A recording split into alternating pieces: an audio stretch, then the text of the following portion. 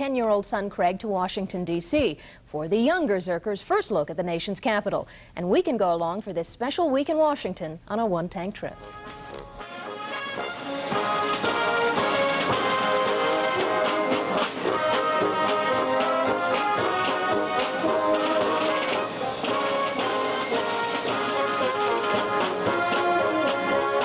What better way to appreciate our military victories and the freedoms that they bring than a journey to the very heart of our nation, Washington, D.C.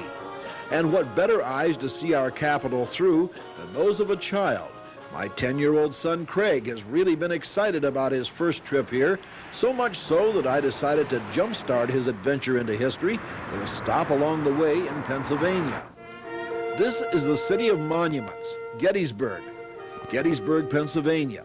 It was here on July the 1st, 1863, that the Union and the Confederacy clashed in a three-day battle that left 50,000 casualties. It was this week, this July week, 128 years ago, that saw these quiet farm fields literally run red with blood. Blood of Americans, brother fighting brother. It was a war National Park rangers say that personally touched every American.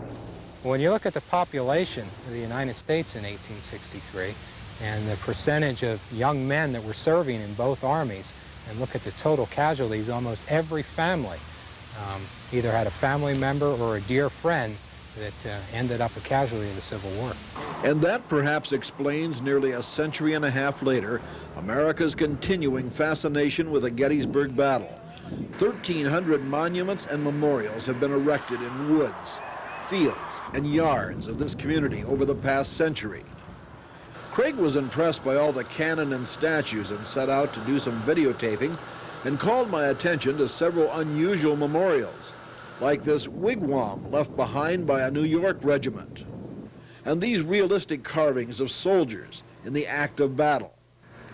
He also discovered that statues of generals on horses who have all 4 feet on the ground mean that the man escaped the battle uninjured. If the horse has a foot off the ground, he was injured during the fighting. There are many ways to see the battlefield: by car, by bicycle, and even by steam train. The Gettysburg Railroad passes through a section of the first day's battlefield and offers a 50-mile trip that mixes history with views of the apple orchards that this area is equally famous for. A final stop, the Gettysburg National Cemetery. This is the spot that Abraham Lincoln gave his immortal speech, the Gettysburg Address. Both Craig and I were sobered as we stood here, seeing the row upon row of graves of the unknown soldiers killed in the battle. These graves in a semicircle in front of where Lincoln spoke, hundreds of them, were still fresh and in Lincoln's view as he spoke on that day 128 years ago. Admission is free to the Gettysburg National Military Park. There is a charge for the train ride and other attractions in Gettysburg.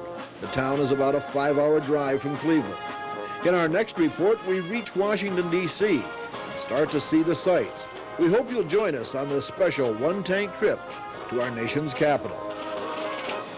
I'm Neil Zerker, News Center 8.